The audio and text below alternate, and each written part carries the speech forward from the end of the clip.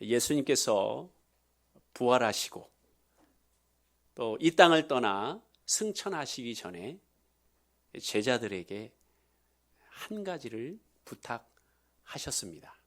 아니, 한 가지를 부탁을 넘어 명령하셨습니다. 사도행전 1장 4절에서 5절을 보면 너희는 예루살렘을 떠나지 말고 아버지께서 약속하신 것을 기다리라. 그러면 너희들이 몇 날이 못 되어서 성령으로 세례를 받으리라. 그렇습니다. 예수님께서 우리들에게 한 가지 명령하신 것은 뭐냐? 예루살렘을 떠나지 말고 기도하면서 성령 세례를 준비하라고 말씀하고 계십니다. 제자들과 120명의 사람들이 예루살렘으로 돌아와서 마가의 다락방에 들어가 모입니다. 그리고 그들이 모여서 한 것은 단 한 가지입니다. 사도행전 1장 14절에 보니까 여자들과 예수의 어머니 마리아와 예수의 아우들과 더불어 마음을 같이하여 오로지 기도에 힘쓰더라. 예수님의 제자들뿐만 아니라 예수의 어머니 마리아와 아우들과 오로지 기도에 힘쓰더라 라고 되어 있습니다. 여러분, 오로지 기도에 힘쓴다는 게 뭡니까? 최선을 다해서 기도한다는 의미지요. 여러분, 또 다른 어떤 의미가 있는 줄 아십니까? 기도하는 것이 나의 직업으로 여기고 기도한다는 의미예요. 그래서 하나님의 사람들은 직업이 두 개예요. 여러분이 세상 가운데 살아가는 경제적인 수단인 직업, 기도하는 게 우리의 직업이라는 거예요. 너희 직업인 것처럼 그렇게 기도했다는 거예요. 여러분, 지지난주 우리의 소원은 성령 충만이라고 말씀드렸지요. 예수님께서 부활하신 후에 40일 동안 제자들과 하나님의 나라에 대해서 말씀하시죠. 그리고 승천하십니다. 그리고 제자들은요, 마가의 다락방에서 10일 동안 기도하고 성령 강림을 경험합니다. 여기서 또 중요한 게 뭐냐? 제자들 가운데 만약에 120문도 가운데 열흘이 아니고 20일이 걸렸어도, 한 달이 걸렸어도, 두 달이 걸렸어도 그들은 마가의 다락방을 벗어나지 않았을 것이라는 거예요. 즉, 성령 강림 사건은 순종의 마음으로 오로지 기도할 때에 놀라운 역사가 일어났다는 사실입니다. 오늘 말씀 1절을 보니까 성령 강림 사건은 오순절날 일어났습니다. 여러분, 오순절이라는 뜻 자체가 50일째 되는 날, 이런 의미지요. 6월절 안식 후 첫날 우리 예수님이 부활하셨습니다. 그리고 예수님이 부활하신 그 날로부터 50일이 지난 그날 성령 강림의 놀라운 역사가 일어났어요. 그래서 기독교는요, 안식일에 예배하는 게 아니고 주님이 부활하신 주님의 날, 성령 강림을 통하여 교회가 시작된 날을 예배합니다. 주일은 주님의 날이에요. 여러분, 성령 강림이 이 땅에 임함으로 교회가 비로소 시작이 되었습니다. 그렇기 때문에 교회다운 교회는 어떤 교회냐? 성령이 충만한 교회입니다. 여러분, 그렇다면 성령이 임하면 우리에게 어떠한 일이 일어날까요? 성령이 임할 때 대체 우리 가운데 어떠한 현상이 일어날까요? 먼저 급하고 강한 바람 같은 소리가 있습니다. 자, 2절을 다 같이 읽도록 하겠습니다. 시작.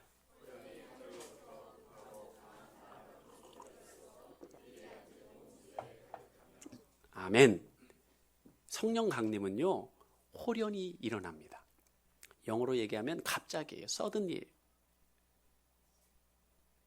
하나님의 임재를 경험한 사람 중에는요, 밥 먹다가 하나님의 임재를 경험한 사람도 있고요, 길을 지나가다가 성령의 강림을 경험한 사람도 있어요. 그러니까 우리가 생각하지 못하는 때에 하나님의 임재를 경험을 합니다. 여러분, 그렇습니다. 우리가 기도하는 중에 예상하지 못할 때 하나님의 임재를 경험하고 성령의 임재를 경험합니다. 오늘 마가의 다락방에 있었던 사건은요, 15절에 보니까 3시 오전 9시 때 일어났습니다. 여러분, 성령은요 어떻게 일어납니까? 하늘로부터 임하는 거예요. 인간이 노력하고 인간의 뭔 어떠한 가진 것 조건으로 일어나는 게 아니고 하나님이 주시는 선물이에요. 성령은 하늘에서 오는 것입니다. 그렇기 때문에 인간이 성령님을 제한할 수 없습니다. 기도하는 가운데 은혜로 주시고 기도에 응답으로 주세요. 구원은 믿음으로 주시지만 성령 충만은 기도함으로 주세요. 그렇기 때문에 기도하지 않고 성령 충만 받는다? 그런 일은 없어요. 우리가 순종하는 마음으로 기도할 때 하나님의 놀라운 역사가 일어납니다. 그렇기 때문에 최고의 기도 응답이 뭐냐? 내가 빌딩을 사는 게 최고의 응답이 아니고 우리 자녀가 하버드나 서울대에 가는 게 최고의 응답이 아니고 성령 충만 받는 것이 최고의 응답인 줄 믿습니다. 우리 서영이가 좋아하잖아요. 엄마 서울대 가지 못하더라도 성령 충만 받으면 성공하는 인생이야 라고 살짝 그렇게 얘기하잖아요. 맞아요. 누가복음 11장 13절 너희가 악할지라도 좋은 것을 자식에게 줄 줄 알거든 하물며 너희 하늘 아버지께서 구하는 자에게 성령을 주시지 않겠느냐. 순종하는 마음으로 기도하면 반드시 주겠다고 약속하신 것이 성령 충만이에요. 여러분, 오늘 2절의 말씀에 보니까 하늘로부터 급하고 강한 바람 같은 소리가 있다고 말씀하십니다. 자, 성령이 임하는 소리는 바람 같은 소리예요. 바람이 아니에요. 인간의 언어로 표현할 수 없어요. 단지 바람과 비슷해서 바람 같은 소리라고 이야기하고 있습니다. 그래서 이 바람을요, 구약에서는 히브리어로 르하흐라고 얘기해요. 신약에서는 헬라어로 푸뉴마라고 이야기합니다. 이것은 바람이라는 의미도 있지만 호흡이라는 의미도 있어요. 여러분, 그렇습니다. 성령은 뭐냐? 하나님의 생기고요, 하나님의 호흡이에요. 창세기 2장 7절에 보니까 여호와 하나님이 땅의 흙으로 사람을 지으시고 생기를 그 코에 불어넣으시니 사람이 생명이 되니라. 여러분, 그렇습니다. 성령의 바람이 불어야, 생기를 그 코에 불어넣어야 생명체가 됩니다. 생명은 뭡니까? 생명체라는 거예요. 하나님이 아담을 흙으로 만들었을 때는 생명이 없어요. 많은 사람들이 그렇게 얘기합니다. 열정이 사라졌어요. 왜 사는지 모르겠어요. 힘이 안 나요.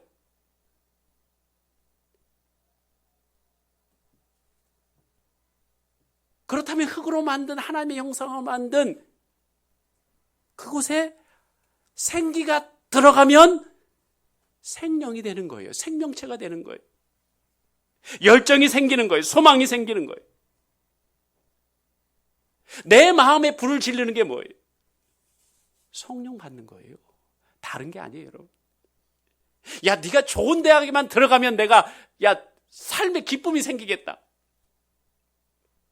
우리 남편의 사업이 성공하면 내가 삶의 소망이 생기겠다. 잠시예요, 여러분. 잠시. 여러분 아시잖아요. 잠시예요. 성령이 임해야 정말 우리 가운데 꿈이 생기고 비전이 생기고 소망이 생기고 활력이 생기는 거예요.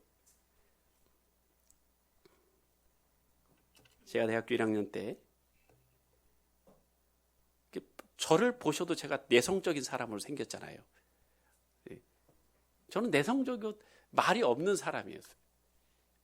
근데 하나님의 성령이 임하니까 주체를 못 하겠는 거예요, 제가. 그래서 성령 충만 받고 얼마 되지 않았어요. 겨울방학이었는데, 제가 그때 흑석동에서 있었는데, 그때는 공중전화예요. 뭐 이렇게 부스도 없어요. 그냥 돈 넣고 이렇게 돌리는 건데, 갑자기 서클 선배들하고 친구들한테 전화하고 싶어요. 하나님이 당신을 사랑하시고 뭐 이런 얘기를 해주고 싶은 거예요. 전화를 했어요. 여보세요? 그랬어요. 누구 형이죠? 그래서 형, 하나님이 당신을 사랑해요. 형을 사랑해요. 제가 노래를 꼭 한 곡 불러드리고 싶어요. 그러면 노래 부른다는데 야 하지마 이럴 사람이 있어요? 저게 돌았다 그러면서 들은 거예요. 그냥 전화하게 되고 그냥 길거리에서 노래하는 거예요.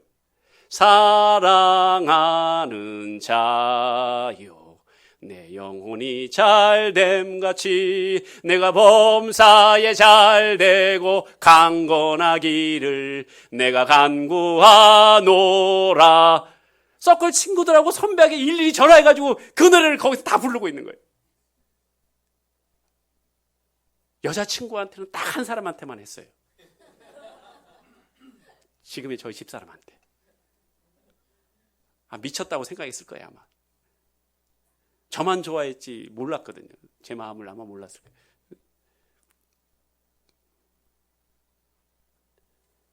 여러분, 하나님의 생기가 들어가면요, 마른 뼈가 살아나요. 마른 뼈가 살아날 뿐만 아니라 하나님의 큰 군대가 돼요. 여러분, 에스겔서 37장에 보면 뼈가 말라도 얼마나 말랐는지 이 뼈가 심이 많고 아주 말랐더라 돼 있어요. 뼈가 말랐는데 그냥 마른 게 아니야. 아주 말랐어요. 여러분, 아주 말랐다는 건 뭐예요? 소망이 없다는 거예요. 삶의 의욕이 없다는 거예요. 왜 사는지 모르겠다는 거예요. 이 일이 도대체 어떻게 흘러갈지 소망이 없어요. 살아도 사는 게 아니야. 이게 말라도 심이 말랐다는 거거든요. 조그만한 물기도 없는 거예요. 그때 하나님이 에스겔 선지자에게 물어봅니다. 이 뼈들이 능히 살 수 있겠느냐? 이 심이 마른 뼈들이 능히 살 수 있겠느냐?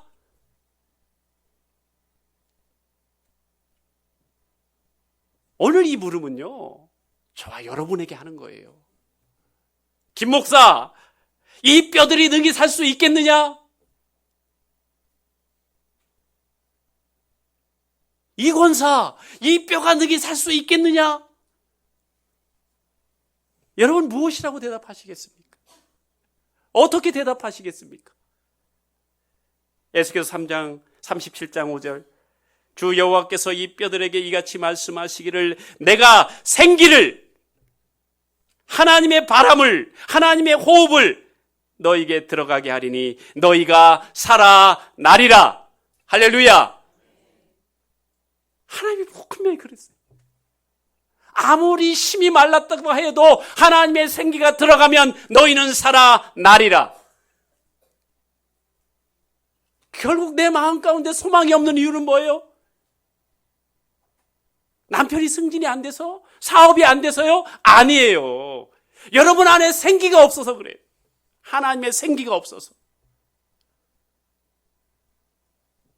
37장 10절, 이에 내가 그 명령대로 대언하였더니, 하나님의 명령대로 에스겔이 대언했더니 생기가 그들에게 들어가매 그들이 곧 살아나서 일어나 섰는데 큰 군대더라.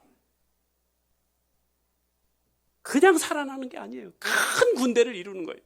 왜요? 하나님의 호흡, 생기는 살리는 영이기 때문에 그래요. 성령이 들어가는 곳마다 살아나요. 마른 뼈가 살아났다는 건 뭐예요? 안 살아날 심령이 없는 거예요. 여러분의 심령이 왜 죽었어요? 성령이 들어가지 않았기 때문에. 성령 충만 받지 못했기 때문에. 간실히 구원받는 데 그쳤기 때문에. 여러분, 그렇기 때문에 우리 교회가 사는 길, 여러분의 가정이 사는 길, 우리나라가 사는 길은 뭐예요? 하나님의 영이 임할 때 가능한 거예요. 여러분, 우리는 살면서요, 내 생각에 사로잡혀요. 어떤 문제가 오면 기도할 때도 그래요. 하나님 이렇게 해결해 주세요. 아니, 하나님 저렇게 해결해 주세요. 그리고 머릿속에 짜여 있어요. 아, 이 문제는 이거 하나 둘 셋, 이 방법 중에 하나였으면 좋겠다, 이렇게 생각을 해요. 여러분, 그건 인간적인 생각이에요. 그러나 성령이 임하면 하나님의 생각을 뛰어넘는 사람이 돼요. 우리 사람의 생각을 뛰어넘어야 돼요. 나의 이성을 뛰어넘어야 돼요. 논리성을 뛰어넘어야 돼요. 이스라엘 백성들이 애굽을 탈출한 후에 그들의 앞에 홍해가 가로막게 돼요.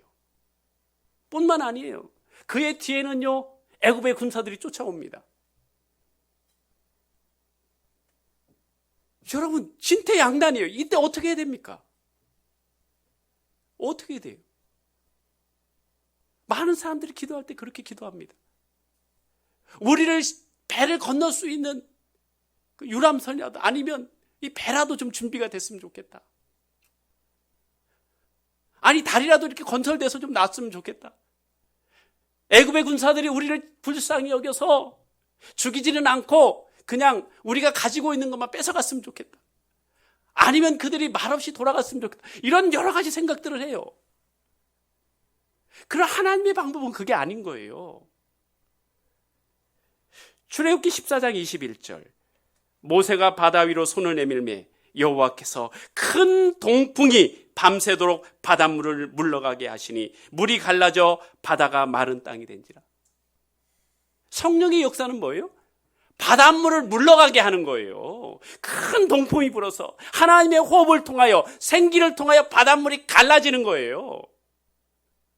갈라져도 그냥 갈라지는 게 아니에요. 진흙을 밟고 가는 게 아니고 마른 땅이 돼서 그 땅을 건너가는 게 하나님의 역사고 하나님의 방법이고요, 하나님의 능력이에요. 이게 바로 성령의 사람이에요. 여러분, 그렇기 때문에 우리는 성령 받기 전에는요, 내 생각에 가로막혀요. 여러분, 우리의 생각을 한번 얘기해 보세요. 어떤 생각이에요? 부정적인 생각이죠. 여러분, 우리가 긍정적인 생각을 하나요? 부정적인 생각이에요. 낙담이 있는 생각이에요. 정죄하는 마음이에요. 책망하는 마음이에요. 두려워하는 마음이에요. 그러나 성령이 임하면 어떠한 환경에서도 소망이 생기는 거예요. 기쁨이 오는 거예요. 자신감이 오는 거예요. 왜? 그 능력은 나에게서부터 오는 게 아니잖아요. 인간의 생각은 뭐예요? 나의 능력부터 계산해요. 내가 가지고 있는 것부터 계산해요. 그러니 불안하죠. 두렵지요. 그러나 성령의 사람은요, 내 걸 계산하는 사람이 아니에요. 하나님의 능력을 계산해요.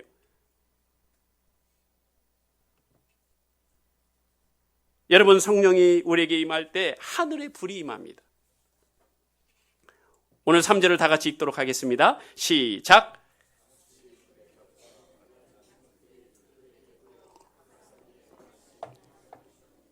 아멘. 마치 불의 혀처럼 갈라지는 것들이 그들에게 보여 각 사람 위에 하나씩 임하여 있더니. 여러분, 구약으로부터 하나님의 임재를 나타날 때 불이 임했다고 그렇게 표현을 해요. 성경에서 보면. 그래서 출애굽기 3장에 보면 하나님이 모세를 부르실 때에도 떨기나무에 뭐가 임했어요? 불이 임했잖아요. 자, 이렇게 하나님의 불을 받으면 사람이 어떻게 되냐면 거룩해져요. 여러분, 우리가 책을 많이 읽어서 거룩해지는 거 아니에요. 공부를 많이 해서 거룩해지는 게 아니에요. 여러분 아시죠? 많이 배운 사람들이 더 이상하게 노는 거.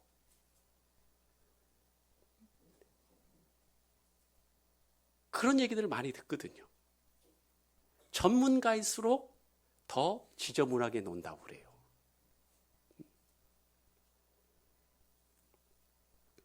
하나님께서 이사야를 선지자로 부르십니다. 그때 부르실 때 제단 숯불로 입술을 정결케 하세요. 이사야 6장 7절, 그것을 내 입에 대며 이르되 보라, 이것이 내 입에 닿았으니 내 악이 제하여졌고 내 죄가 사하여졌느니라. 제단 숯불, 하나님의 불로서 그 입술을 정결케 하세요.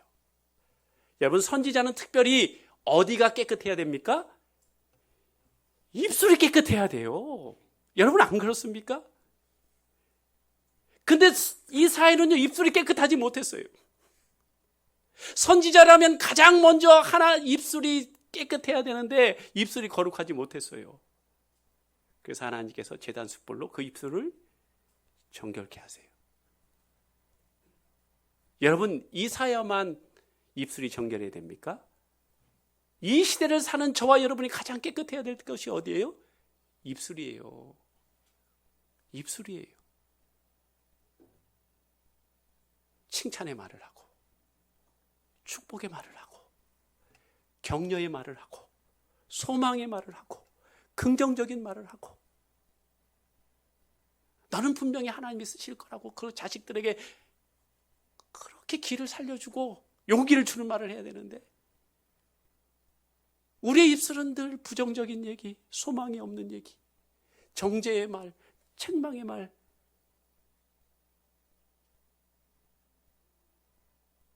여러분, 이게 우리가 결심한다고 바꿔져요?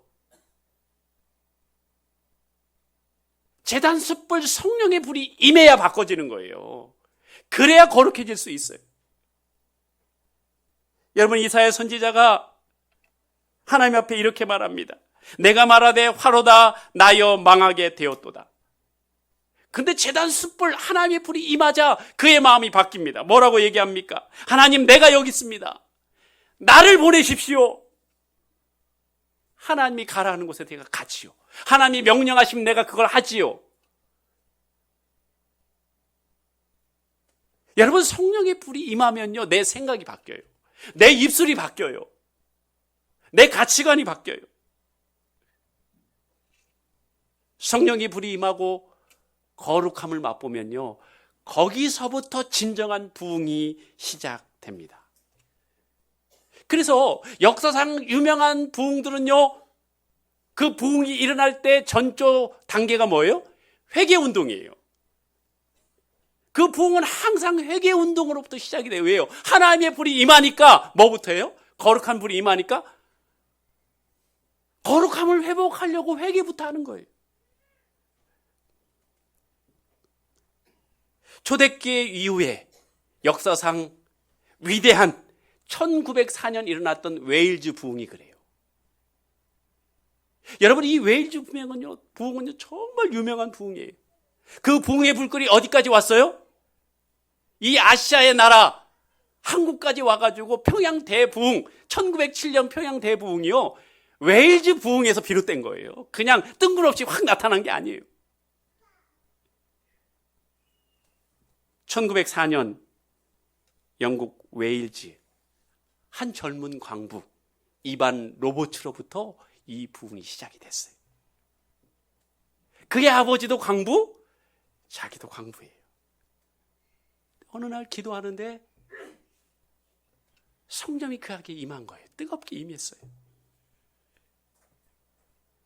그리고 하나님의 계시가 임한 거예요. 웨일즈에 있는 믿지 않는 불신자 10만 명을 너에게 붙여주리라. 여러분, 이 사람은 광부예요. 물론 뒤늦게 신학은 했지만, 말도 조리 있게 못하고 투박한 언어를 했지만, 그가 하나님의 말씀을 전할 때마다 성령의 놀라운 역사가 일어나는 거예요. 그래서 정말로 웨일즈에 있는 10만 명이 그에게 돌아왔어요. 하나님께 돌아왔어요. 거기에 그친 게 아니에요.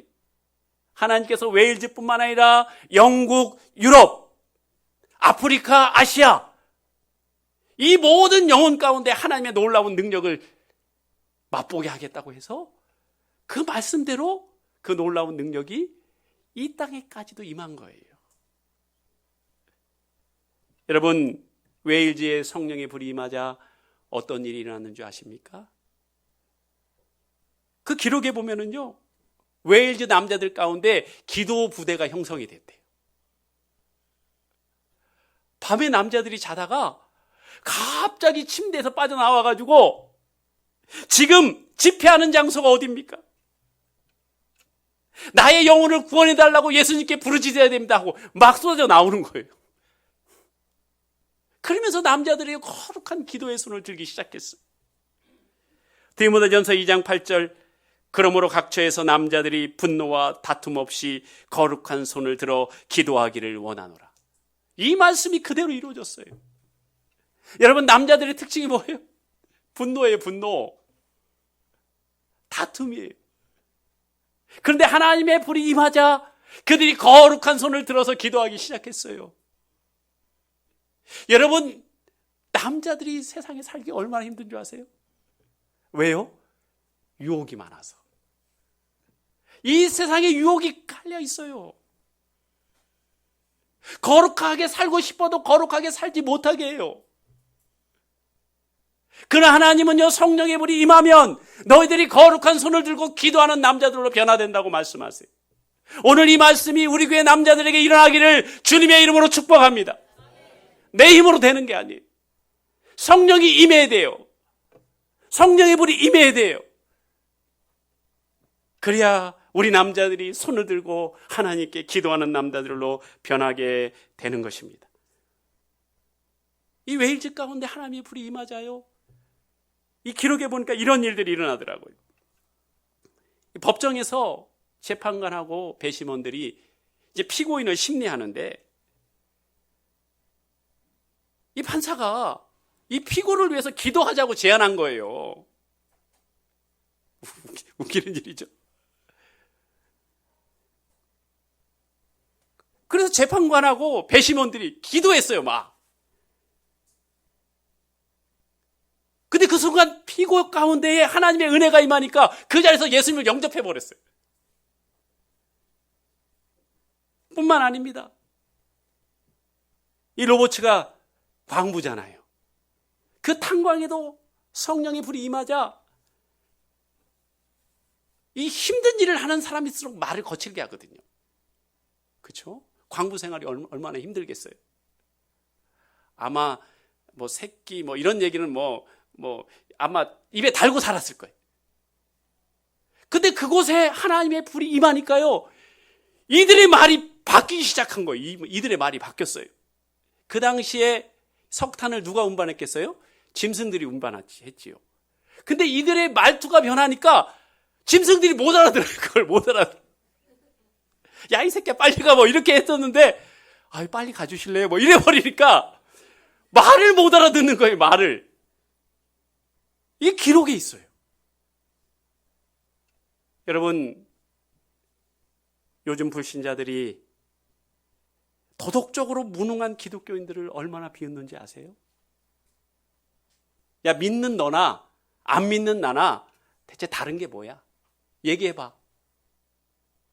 똑같이 욕심부리고 똑같이 이기적이고 똑같이 음행하고 다른 게 있으면 얘기해봐. 믿는 너하고 안 믿는 나하고 다른 게 뭐야? 내가 볼 땐 내가 너보다는 더 거룩한 것 같다? 이것이 바로 세상이 기독교인들에게 행하는 조롱이에요. 여러분, 하이에나와 숫사자 아시죠? 둘이는 천적 관계예요. 여러분, 하이에나가 아무리 숫사자를 해치려고 해도요, 숫사자가 건강하면요, 암사자한테는 좀 이렇게 달려들지 모르지만 숫사자에게는 꼼짝 못해요. 하이에나들 보셨어요? 동물의 왕국? 아무리 하이에나들이 많아도 숫사자가 등장하면 다 꼬리치고 도망가요. 나 살려라고 다 도망가요. 문제는 뭐냐? 이 숫사자가 병들어 버리면 그때부터는 하이에나의 조롱거리가 돼요. 뿐만 아니라 하이에나에게 잡혀먹어요. 여러분, 그렇습니다. 교인이요, 거룩함을 잃어버리면 세상에서 조롱거리가 돼요. 여러분, 그렇기 때문에 우리는 성령의 불을 받아야 돼요. 거룩함의 약성을 회복해야 돼요. 가정이 가정다워지고 교회가 교회다워지려면 성령의 불을 받아야 됩니다. 여러분, 성령의 불이 임하면요, 이 불이요 모든 것을 다 태워버려요. 그래서 하나로 묶어버립니다.